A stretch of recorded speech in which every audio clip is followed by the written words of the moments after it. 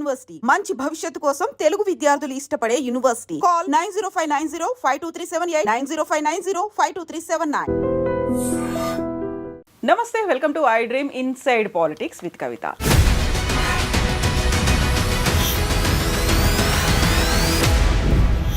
తెలంగాణ రాష్ట్రం ఏర్పడిన తర్వాత మొట్టమొదటిసారిగా ప్రతిపక్షంలో కూర్చున్న తర్వాత కేసీఆర్ విస్తృత స్థాయి సమావేశాన్ని ఏర్పాటు చేశారు. ఆల్మోస్ట్ 8 నెలల తర్వాత తెలంగాణ భవన్కి వచ్చారు. భవిష్యత్తుకు సంబంధించి దిశానిర్దేశం చేశారు. ఎట్ ద సేమ్ టైం 25 ఏళ్ల ఉత్సవాన్ని ఘనంగా జరుపుకోవాలి, ఏడాది పొడుగునా సంబరాలు ఉండాలి అని కార్యకర్తలకు, పార్టీ క్యాడర్కు ఒక దిశానిర్దేశం కూడా చేశారు. ఆ తర్వాత బీఆర్ఎస్ సోషల్ మీడియా టీంతో పాటుగా కార్యకర్తలు మాత్రం సింహం గర్జించింది, టైగర్ ఈజ్ బ్యాక్ అనేటువంటి నినాదాలు మొదలుపెట్టారు. ఓవరాల్గా కేసీఆర్ నిన్నటి మీటింగ్ని ఎలా చూడొచ్చు, భవిష్యత్తులో రాజకీయంగా ఎలాంటి మార్పులు రాబోతున్నాయి మాట్లాడుకోబోతున్నాం. మనతో పాటుగా ఉన్నారు సీనియర్ జర్నలిస్ట్ సాయి శేఖర్ గారు. హలో అండి, నమస్తే. సో మొన్న మనం మీ బుక్ విట్టి లీక్స్ గురించి మాట్లాడుకున్నాం. అందులో అతి పెద్ద టైటిల్తో కేసీఆర్ గురించి మీరు వర్ణించారు. ఒక్కసారి కేసీఆర్ మాట్లాడాడంటే ఇంకా అది నాన్ స్టాప్గా ఉంటుంది, గంటలు పడుతుంది. అండ్ ఒక్క రిపోర్టర్ ఎవరో కవర్ చేయడానికి సరిపోదు, మల్టిపుల్ జర్నలిస్టులు అందరికి కావాల్సిన అవసరం ఉంది. సో నిన్న ఒక బ్యాక్ టు బ్యాక్ లాగా 1.5 hours 2 hours ఆయన మాట్లాడి, ఆ తర్వాత 30-35 మందితో మాట్లాడించి సలహాలు, సూచనలు, ఈ మీటింగ్ని మీరు ఎలా అభివర్ణిస్తారు? ప్రతిపక్ష పాత్ర బ్రహ్మాండంగా పోషిస్తోంది. In a democracy opposition should be healthy. And Telangana ప్రజలు ఇచ్చిన తీర్పు ద్వారా they need a strong opposition అనేది రుజువు చేశారు. ఇకటే మీరు చూస్తే 2014 ఎలక్షన్స్లో యునైటెడ్ ఆంధ్రప్రదేశ్లో ఎలక్షన్స్ జరిగినా తెలంగాణ ఏర్పాటు అనే ఉద్దేశంతోనే జరిగాయి. అప్పుడు కేసీఆర్ గారికి 63 సీట్లు వచ్చినాయి. ఆయన ఆశించిన స్థాయి మెజారిటీ రాలేదు. కొంతమంది ఎమ్మెల్యేలు ఇటు నుంచి అటు డ్రిఫ్ట్ అయ్యి ఎంతో కొంత కన్సాలిడేట్ అయితే చేసుకున్నారు. బట్ ప్రజాస్వామ్యయుతంగా ఎన్నికైనటువంటి ప్రతిపక్ష ఎమ్మెల్యేలు బలంగా ఉండటం అనే కార్యక్రమం గట్టిగా కొనసాగింది. 63 సీట్లే వారికి వచ్చాయి కాబట్టి ఆయన దగ్గర ఒక 10 మందో 15 మందో 20 మందో జాయిన్ అయినా still opposition was very strong. So and ప్రభుత్వంలోకి వాళ్ళు సెటిల్ అవ్వడానికి కొంత టైం పట్టింది. కొత్త రాష్ట్రం ఎలాగా ఉంటే బాగుంటుంది అనేది ఆయన అంతకు ముందు నుంచే ప్రణాళికలు రచించుకున్న మాట వాస్తవం. ఆయన దానిలో దాన్ని ఇంప్లిమెంట్ చేసే ప్రాసెస్లో ఎంత దూరం they took a long time. వెంటనే ఏదో మొదటి 6 నెలల్లోనో సంవత్సరంలోనో సెటిల్ అయిన వ్యవహారం ఏం కాదు. దాదాపుగా 1.5-2 ఏళ్ళు పట్టింది ప్రభుత్వం తాలూకా అనుపాలనలు అర్థం చేసుకోవడానికి. ఎందుకంటే ఆయన ప్రభుత్వంలో కూడా ముఖ్యమంత్రి గారు, తర్వాత హరీష్ రావు గారు, పోచారం శ్రీనివాసరెడ్డి గారు ఇలాంటి వాళ్ళు కొంతమంది తప్ప ఎక్కువ మందికి ప్రభుత్వంలో అనుభవం ఉన్న వాళ్ళు కారు. ఇప్పుడు కేటీఆర్ గారు ఫస్ట్ టైం వచ్చారు అది మంత్రిగా. బట్ దెన్ స్లోగా యాజ్ ది టైం పాస్డ్ వాళ్ళు they picked up ropes and they started doing the governance. మీకు పెద్ద స్కీమ్స్ ఆలోచన చేయడం, పెద్ద స్కీమ్స్ని ఇంప్లిమెంట్ చేయటం, ఇవన్నీ కూడా 2017-18 కాలంలో జరిగిన తర్వాత it's all work in progress. Over night ఏది చేసి లేరు. ఇప్పుడు ఫర్ ఎగ్జాంపుల్ రైతు బంధు ఆలోచన చేశారు. అప్పుడు 4,000 రూపాయలు పెర్ ఏకర్ పెర్ సీజన్ అట్లా ఇస్తామన్నారు. అది కొంత దూరం ముందుకు వెళ్ళింది. ఇప్పుడు దాంట్లో కూడా ఉండే ఇబ్బందులు ఉండినాయి. అందరికీ వస్తున్నదా, కొందరికే వస్తుందా, రైతు బంధు పడిందా లేదా, ఎన్నాళ్ళు పడుతుంది రైతు బంధు పడడం అంటే వీఆర్ గివింగ్ రైతు బంధు అని అనౌన్స్ చేస్తే వెంటనే రేపు అందరికీ పడిపోదు. It's time taking process. వాళ్ళు ఏదో ఇన్ని ఏకర్స్ ఉన్న వాళ్ళకి మొదటిసారి, ఇన్ని ఏకర్స్ ఉన్న వాళ్ళకి రెండోసారి, ఇలా విడతలుగా ఇచ్చినప్పుడు మొదటిసారి అందరికీ పడిందంటే ఏమైనా ఇబ్బందులు ఉంటే, ప్రాక్టికల్ ఇబ్బందులు ఉంటే official machinery was asked to rectify those things. So ఇలాగా అట్లనే కాళేశ్వరం ప్రాజెక్ట్ ఆలోచన చేశారు. తర్వాత ఏదో కళ్యాణ లక్ష్మి, షాదీ ముబారక్, కేసీఆర్ కిట్స్, ఇలా చాలా ఆలోచన చేసి చాలా వాటిని ఇంప్లిమెంట్ చేశారు. చేసిన తర్వాత నెక్స్ట్ మళ్ళీ తన గవర్నెన్స్ ప్లాంక్ మీద ఆయన ఎన్నికలకు వెళ్ళారు 2018లో.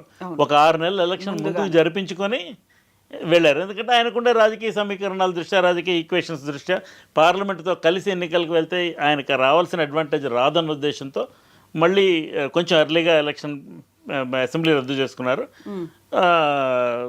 డిసెంబర్కి, సెప్టెంబర్లో రద్దు చేసుకుని వాళ్ళు అక్టోబర్లో ఎలక్షన్కి వెళ్దాం అనుకున్నారు. But election commission delayed it by 3 more months and డిసెంబర్కి ఎన్నికలు అయినాయి అండ్ మళ్ళీ అధికారంలోకి వచ్చారు. సారి వచ్చినప్పుడు people have given proper mandate in favour of TRS.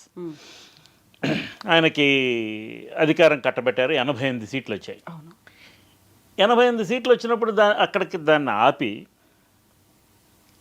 తన పరిపాలన, తను ఏమేమి ప్రాజెక్ట్స్ పీపుల్కి ప్రామిస్ చేశారో, ఏమేమి స్కీమ్స్ ప్రామిస్ చేశారో వాటన్నింటినీ ఆయన ఇంప్లిమెంట్ చేసే కార్యక్రమం ఎలాగో చేస్తున్నారు. కాబట్టి he did not have to go for shopping off some more MLAs.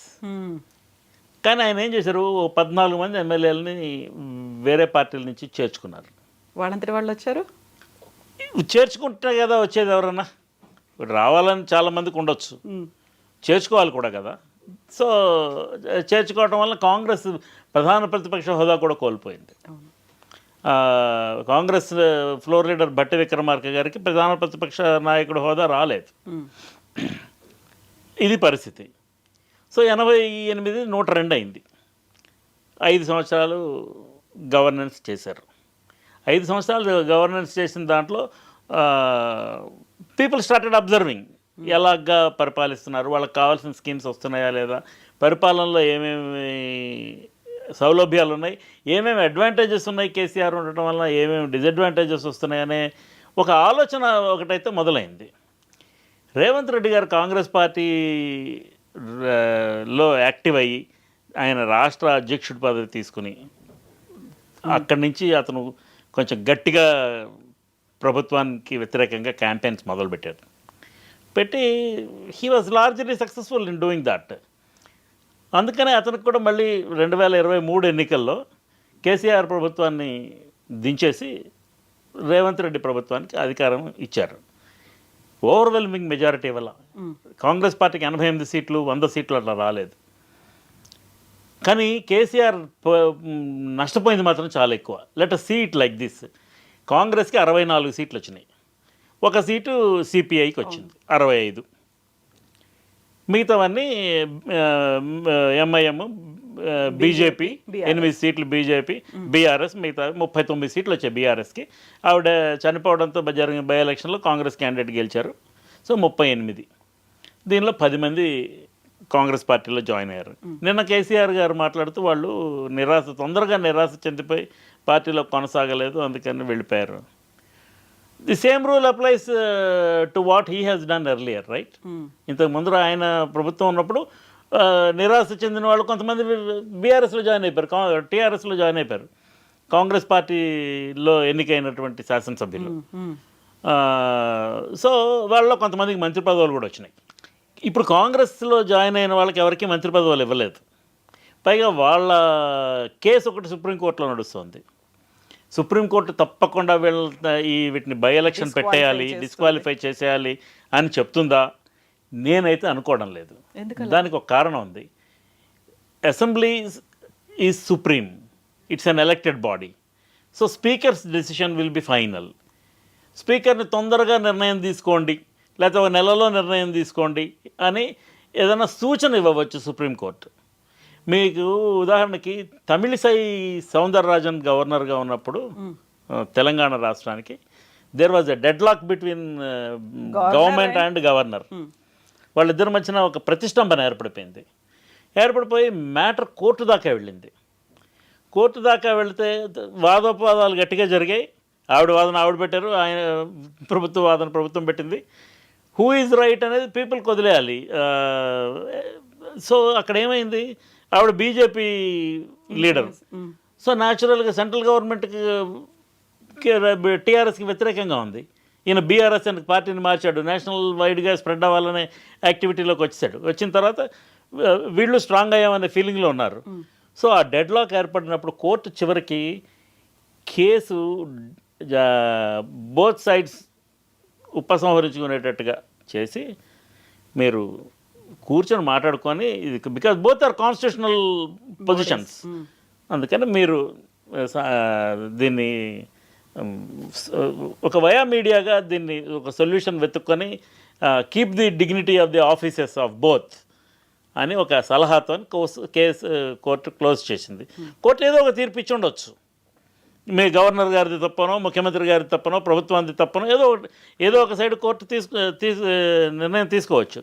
But భారతదేశంలో మన ప్రజాస్వామ్యంలో there are 3 important pillars, which is judiciary. First is legislature, elected representatives of people, then executive, then judiciary. మనం ఏదో media వాళ్ళు 4th estate అనేది Edmund Burk అప్పుడెప్పుడో British పార్లమెంట్లో మాట్లాడిన దాన్ని అట్రిబ్యూట్ చేసుకొని we also consider ourselves as one of the 4 pillars. But then that apart ఈ మూడు రాజ్యాంగ బద్ధమైనటువంటి బాడీస్.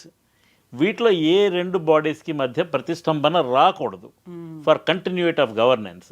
సో ఈ ఎమ్మెల్యేలని డిస్క్వాలిఫై కోర్టు చేస్తుందా చేయదా నాకు సందేహమే. నిన్న కేసీఆర్ గారు మాట్లాడుతూ తప్పకుండా బై ఎలక్షన్స్ వస్తాయి, మనమే గెలిచిపోతాం, మనం ప్రిపేర్ అయ్యి ఉండాలి దానికి అని సూచన చేశారు. అపోజిషన్గా అది ఆయన బాధ్యత, కోర్టు తీర్పు ఎలా వస్తుందో తెలియదు చూద్దాం అని అట్లా మాట్లాడకూడదు. అవును. సో ఒక లీడర్గా ఆయన ఏం మాట్లాడాలో అది ఆయన మాట్లాడారు. వేరాస్ కాంగ్రెస్ ప్రభుత్వంలో ఉంది, ఇక్కడ స్పీకర్ కాంగ్రెస్ ఎమ్మెల్యేగా ఎలక్ట్ అయ్యారు. అండ్ ఆ 10 మంది శాసనసభ్యులు కూడా బీఆర్ఎస్ నుంచి వెళ్ళి ప్రభుత్వం వైపు చేరున్నారు. అయితే ప్రభుత్వంలో అఫీషియల్గా కాంగ్రెస్ పార్టీలో చేరడానికి మెంబర్షిప్ తీసుకున్నారా? లేదు.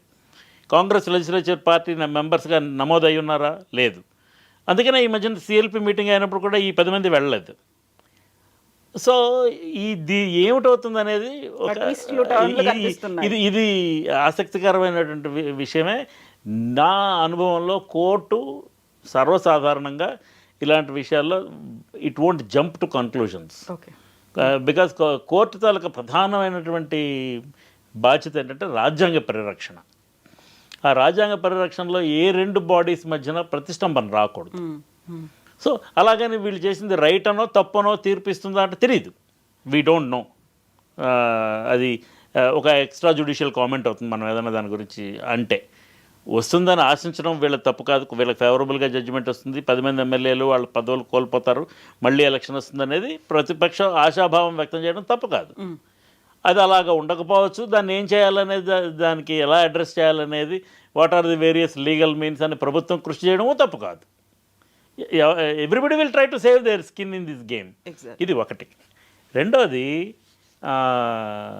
నాకు నిన్న ఆయన మాట్లాడిన వాటన్నింటిలోనే నాకు బాగా ఆసక్తి కలిగించిన అంశం ఒకటి ఉంది. మళ్ళీ చంద్రబాబు వచ్చే అవకాశం ఉంది. ఆయన మళ్ళీ తెలంగాణ ప్రాంతంలో పార్టీని బలోపేతం చేసుకొని వచ్చేసే ప్రమాదం ఉన్నది. దేనికి వ్యతిరేకంగా అయితే మనం కొట్లాడామో తెలంగాణ, ప్రత్యేక తెలంగాణ కోసం, ఆ పరిస్థితులు మళ్ళీ వస్తున్నాయి. So BRS should be ready, geared up to fight that అని ఒక సూచన చేశారు. చంద్రబాబు నాయుడు గారు కాంగ్రెస్తో కలిసి వస్తారా? అవకాశం లేదు, ఎందుకంటే ఆయన ఎన్డీఏలో పార్ట్నర్. ఒకవేళ బీజేపీ, చంద్రబాబు, పవన్ కళ్యాణ్ కలిసి ఇక్కడ యాక్టివిటీ చేస్తారా? ఈ మధ్యన వస్తున్నటువంటి రిపోర్ట్స్ దృష్ట్యా చంద్రబాబు నాయుడు గారికి తెలంగాణ మీద అంత ఆసక్తి ఉన్నట్లుగా నాకైతే అనిపించలేదు. But BJP is a major player ఇప్పుడున్న పరిస్థితుల్లో. బీజేపీ తను కూడా అధికారం తెచ్చుకోవడానికి ప్రయత్నం చేయాలి అనే ఒక ఉద్దేశం అయితే కలిగి ఉన్నది. ఆ కలిగి ఉన్న దాంట్లో ఒకవేళ బీజేపీ వాళ్ళు బీఆర్ఎస్తో నెగోషియేట్ వాళ్ళంతా వాళ్ళు చేస్తారా? చేసి కేసీఆర్ గారిని ఎలాగోలాగా కన్విన్స్ చేసి ఎన్డీఏ కూటమిలోకి తీసుకొస్తారా? One possibility, we don't know, we can't rule out. అలాగని పోనీ కేసీఆర్ గారు కొంచెం ఒక 2 స్టెప్స్ దిగి బీజేపీతో సయోధ్యకు వెళ్తారా? ఇది తెలీదు. ఎందుకంటే the bitterness between BJP and BRS is very much. Kavitha గారిని జైల్లో పెట్టారు. ఆ కారణంగా అయినా బీజేపీ బీఆర్ఎస్ సన్నిహితం అవుతాయా అనేది ఒక సందేహమైనటువంటి అంశమే. రాజకీయాల్లో ఏమో ఐ విల్ టెల్ యూ, ఇవాళ ఏమిటవుతుందో రేపు ఇలా ఉంటుంది అని ఎవరు ప్రెడిక్ట్ చేయలేరు. శత్రువులు ఉండరు, శాశ్వత మిత్రులు ఉండరు. అది ఎప్పుడో ప్రణబ్ ముఖర్జీ గారు చెప్పారు ఈ కామెంట్. పాలిటిక్స్లో there are no permanent enemies and no permanent friends, it's all marriage of convenience. So ఆ పరిస్థితుల్లో ఎలా ఉంటుందనేది తెలియదు. ఒకవేళ బీజేపీ ఇండిపెండెంట్గానే చేద్దాం, బీఆర్ఎస్తో సంబంధం లేదు అనే నిర్ణయానికి ఖచ్చితంగా వచ్చేస్తే తెలుగుదేశం పవన్ కళ్యాణ్ పార్టీని కలుపుకొని ఇక్కడ పోటీకి వస్తారా? అదొక అంశం.